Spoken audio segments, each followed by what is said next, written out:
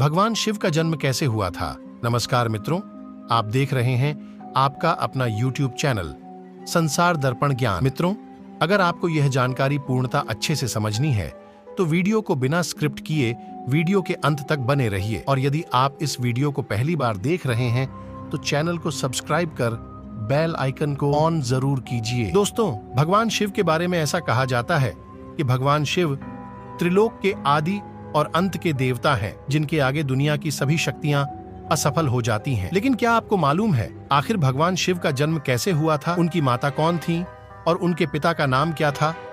उन्होंने किससे अपनी शिक्षा प्राप्त की थी और किस किस को शिक्षा का दान दिया था? अगर नहीं तो चलिए शुरू करते हैं। प्रिय मित्रों, शिव पुराण के अनुसार भगवान शिव को स्वयंभू कहा जाता है, जिसका मतलब होता है कि भगवान शिव का जन्म स्वयं ही हुआ था। इससे यह पता चलता है कि भगवान शिव की न तो माता है और ना ही पिता है।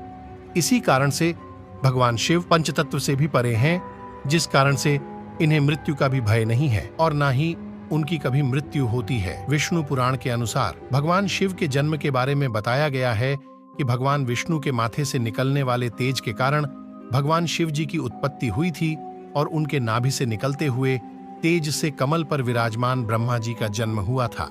मगर दूसरी ओर भगवान विष्णु के जन्म के बारे में शिव पुराण में बताया गया है। एक बार की बात है जब भगवान शिव अपने घुटने मल रहे थे और उनके घुटनों से निकलने वाले मैल से भगवान श्री विष्णु जी का जन्म हुआ था। पर अगर ऐसा हुआ है तो विष्णु पुराण और शिव पुराण एक दूसरे से बिल्कुल अलग है। इस कथा के अलावा भगवान शिव के जन्म की एक और पौराणिक कथा काफी ज्यादा प्रचलित है, जिसे शायद आपने बड़े बुजुर्गों से सुना होगा। पर अगर नहीं सुना तो आपकी जानकारी के लिए बता दें कि एक बार की बात है जब भगवान विष्णु और परम ब्रह्मा जी के बीच इस बात पर बहस छिड़ गई थी कि आखिर इस संसार में सबसे महान कौन है। जब भगवान विष्णु और ब्रह्मा इस बात को लेकर बहस कर रहे थे तो एक जलते हुए खंबे के रूप में महादेव उनके बीच आए थे। दोस्तों, दोनों इस रहस्य को नहीं समझ पाए थे। दोस्तों, तभी अचानक से एक आवाज आई जिसने कहा कि जो भी इस खंबे का छोर ढूंढ लेगा वही सबसे महान कहलाएगा। ऐसा सुनते ही ब्रह्मा जी ने एक पक्षी का रूप लिया और खंबे का ऊपरी हिस्सा ढूंढने निकल गए। वही विष्णु जी ने 12 का रूप धारण किया और खंबे का अंत ढूंढने निकल गए। बहुत देर तक खोजने के बाद भी दोनों में से किसी को भी खंबे का छोर नहीं मिला और दोनों हार मानकर वापस आ गए।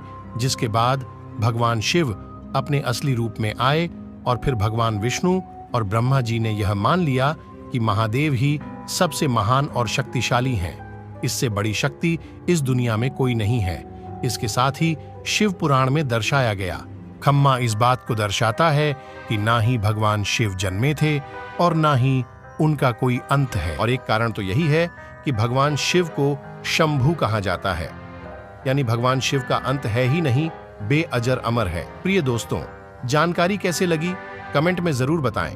यदि आप जरा सा भी भगवान शिव से प्रेम करते हैं तो चैनल को सब्सक्राइब कर बेल आइकन वाली घंटी को ऑन जरूर करें ताकि हमारी आने वाली हर वीडियो आप तक जरूर पहुंचे।